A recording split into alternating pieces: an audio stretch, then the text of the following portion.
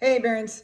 Algebra 2. Hi, Miss Carp here. So, we are going to do graphing cosine function today. I'm going to do this quickly. You can pause, rewind, rewatch as often as you want. I don't have notes uploaded for this, so do a screenshot of this and then print it if you want, or just pause it and copy it down. So this is notes, algebra 2, graphing cosine function. So you're going to have y equals a cosine bx. So this x could be actually a theta. So the a is going to be your amplitude. The b is going to help you get the period. All right. And the amplitude means how high and how low this graph goes. So when you look at the unit circle, these highlighted values are x values. And what we're going to do is we're going to take those, the 1, the 0, the -1, 0, and we're going to put that and stretch it out. But this is curved, so the graph has to be curved. So if we just take the x's, we would start at 1, okay, and then we go to 0, and then we go to -1, and then we go to 0, and then we go back to 1. So this is just graphing the x values on this graph in terms of their heights. So 1 height, 0, -1 height, 0, and +1. That would be one period graphed. And this is your basic graph, y equals cosine theta or cosine x. It doesn't matter whether it's theta or x. And you're going to see down here, this one is theta, and this one here, this one's x. So if I'm going to take this basic graph and put it on this, then our amplitude here is 1. Okay, so this, for this particular function, this is the absolute value of 1, which is 1. So our amplitude, as you can see, is going to go up 1 and all the way down to 1. The midline for this is right in the middle. It doesn't shift up or down, so we don't have to worry about that. And then the period would be 2 pi over b. And their b value is 1, so the period's 2 pi. So what you're going to do is you're going to take the easiest way to graph one period is you go out to here and you say this is 2 pi. And then you split that in half. What's half of 2 pi? Pi. And then what's half of pi? Pi over 2. What's half of, the average 2 pi plus pi over 2 is 3 pi over 2. So this is what's going to happen here, you guys. Notice when we're at pi over 2, the value of x is 0. So at pi over 2, straight up, the value at pi over 2, straight up, the value is 0. So we put a dot there. So that's why those dots are popping up, okay?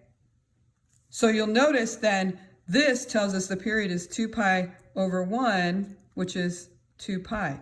So I'm going to graph all of these this way because this is usually the easiest way to do this. All right. So this graph would be a smooth graph and all the values in between would look like that. And this is going to curve back down. So this curvature comes out looking like this on the graph. Notice cosine starts at 0, 1. Okay.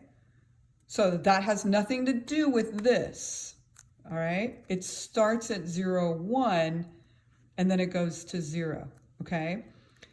So keep in mind that all of these points in between are on here. They're only the x values on here. All these points on here are the x values on here, okay?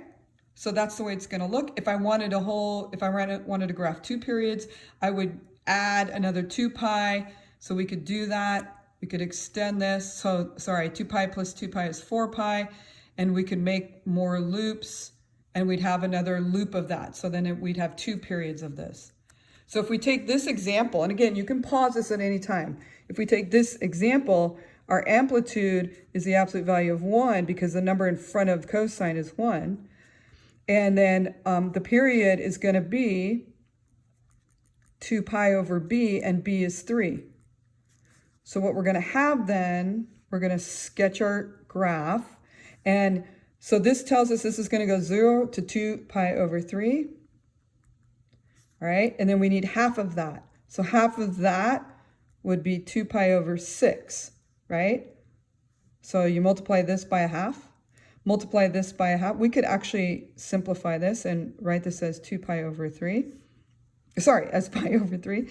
And then half of that would be pi over 6. Right? And then we can take the average of these two. So 3 pi over 3, right?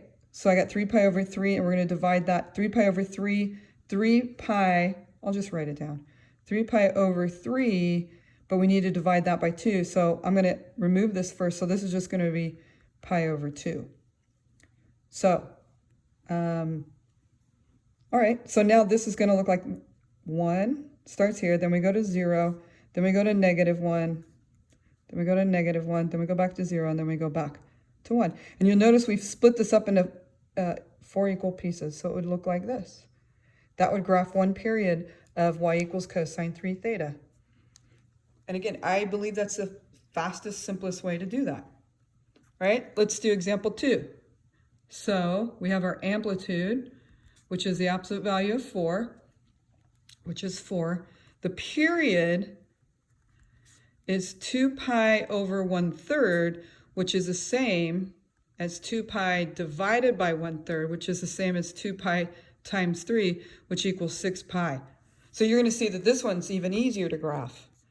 So we're going to make our long, right? This is y, this is x. In this case, it's x. This one was theta, but it doesn't matter which one you use. So we're going to go all the way out, we're going to go out to 6 pi, but I need half of 6 pi. That'll be 3 pi, right?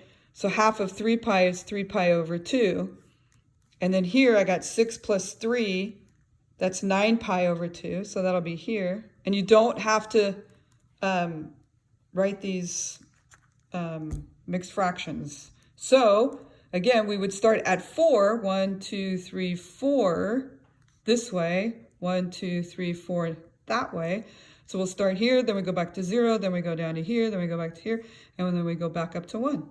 So this graph will look something like this. And that would be just graphing one period of it. So from here to there, that's just one period. All right?